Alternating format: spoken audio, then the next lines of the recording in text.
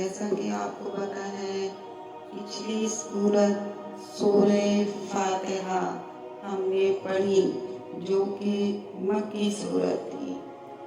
اب اس کے بعد ہم پڑھتے ہیں سورہ بقرہ جو کہ مدنی سورت ہے.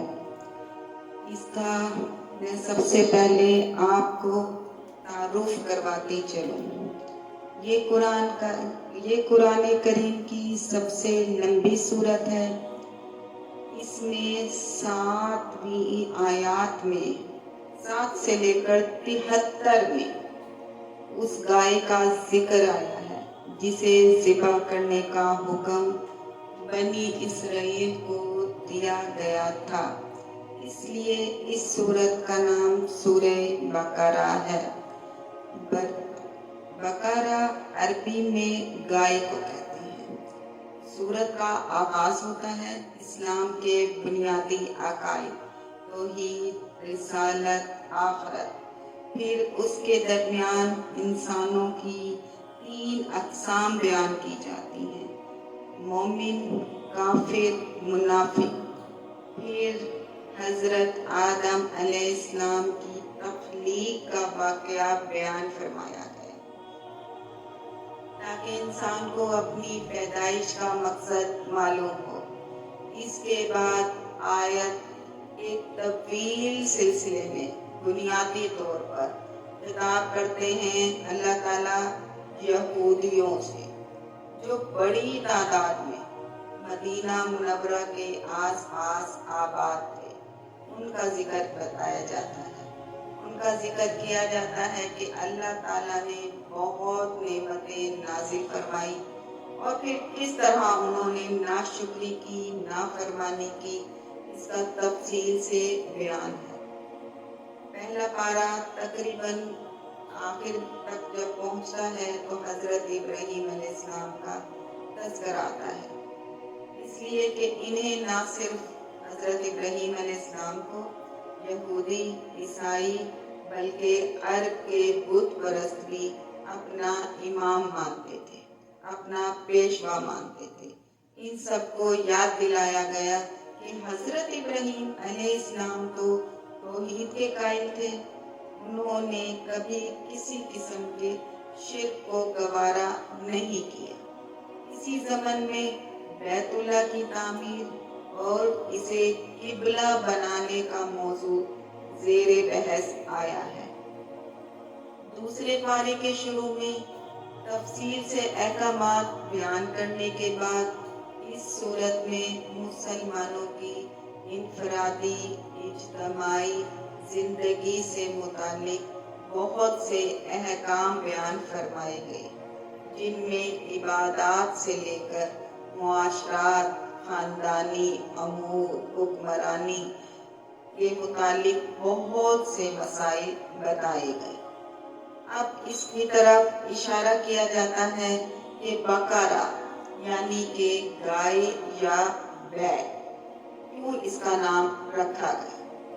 اس سورت کے 8ویں رکوع میں بنی اسرائیل کے زمانے میں اس واقعے کی تفصیل بیان کی گئی کہ اللہ تعالیٰ کی طرف سے بنی اسرائیل کو ایک گائے ذبح کرنے کا حکم ہوا تھا.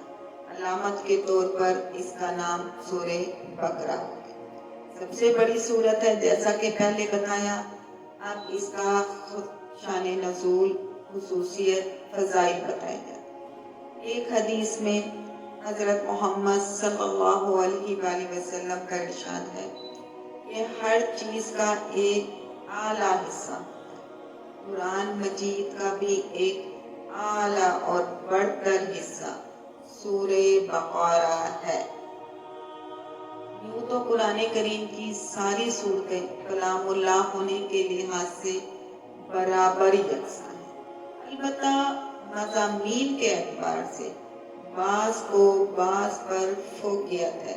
جیسے کہ سورہ بقرہ کو بنیادی عقائد، توحید، رسالت، آخرت، جزا و سزا اور مرکزی اعمال مثال جہاد، نماز، روزہ، حج، ज़कात, ये सब मसाइल इसके अंदर मौजूद हैं।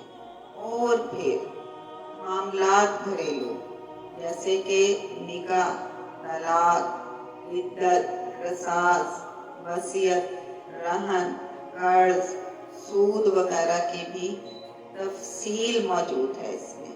इसी लिहाज से इसको बाकी सूरतों पर फजीलत व बरतरी हासिल है।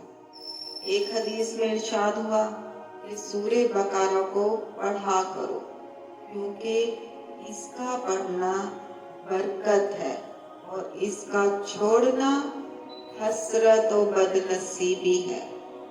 अहले बातिल इस पर काबू नहीं पा सकते। एक हदीस में हज़रत सल्लल्लाहु अलैहि वसल्लम ने फरमाया, जिस घर में सूरे बकरा पढ़ी जाए शैतान वहां से भाग जाता है। और हजरत अबू हुरैरा रजी अल्लाह ताला अन्हु, हजरत उमर फारूक रजी अल्लाह ताला अन्हु ने जब सूरे बकरा को तफसीर के साथ पढ़ा और इसका इल्म हासिल किया, तो उसकी तालीम में उनको 12 साल लग गए। और उनके बेटे हजरत उमर के बेटे अब्दुल्ला बिन उमर रजी अल्लाह ताला अन्हु ने ये सूरत 8 साल में पढ़ी। अब ये है मदनी सूरत। सूरे फातिहा हमने पढ़ी, वो मक्की सूरत थी। मक्की सूरत कौन सी होती है? हिजरत करने से पहले जो सूरतें नाजिल हुई उन्हें मक्की सूरतें कहा जाता है। ये सूरे बकरा मदनी सूरत है, हिजरत के बाद नाजिल हुई और फौरन बाद नाजिल हुई। मुख्तलिफ औकात में मुख्तलिफ आयतें नाजिल होती रही। यहूद का एक बड़ा इमाम मालिक बिन सैद मुसलमानों के दिलों में बहुत ज्यादा शक डाला करता था और ये कहता था कि ये किताब वो नहीं, यानी कि कुरान पाक वो किताब नहीं है जिसकी खबर गुज़िश्ता आसमानी किताबों में दी गई है। अल्लाह ताला ने पहले इसके शक को दूर किया, रफा किया, फिर 4 आयात मुसलमानों की मदद और सिफात में और 2 आयात काफिरों की मुजम्मत में और 13 आयात मुनाफिकों के अहवाल में नाज़िल। तरतीब के लिहाज से जो कुरान पाक की अब तरतीब है, ये कुरान पाक की दूसरी सूरत है, मगर नज़ूल के हिसाब से इसका शुमार 91 यानी 90 सूरतें इससे पहले मक्का में नाजिल हो चुकी थी और 23 सूरतें इसके बाद मदीना में नाजिल हुई।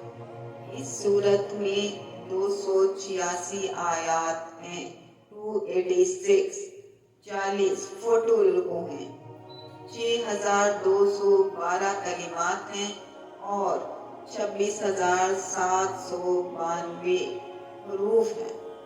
अब इसका रब्त क्या है पिछली सूरत से? पिछली सूरत सूरे फातिहा। जब सूरे फातिहा का एंड होने लगता है तो हम अल्लाह ताला से दुआ करते हैं, इहदिनस सिरातल मुस्तकीम, या अल्लाह हमें सीधा रास्ता दिखा, हिदायत पर चला, हिदायत की दरख्वास्त की गई। तो सूरे बकरा की इब्तिदा में इसकी मंजूरी आ गई कि लोग ये किताब सरचश्मे हिदायत है और सीधी राह दिखाती है। फिर सूरे बकरा हिदायत का जामे मुकम्मल प्रोग्राम बयान फरमाया गया।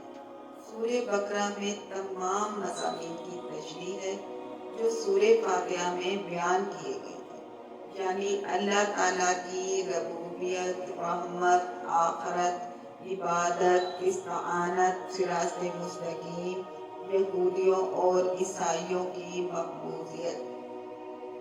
ये था सूरे बकरा का तारुफ। अब इसका तर्जुमा, तशरीह, तफसीर, इसकी डिटेल इंशाअल्लाह नेक्स्ट वीडियो में आपको बताते हैं। हमारे साथ रहिएगा। अगली वीडियो के लिए اللہ حافظ.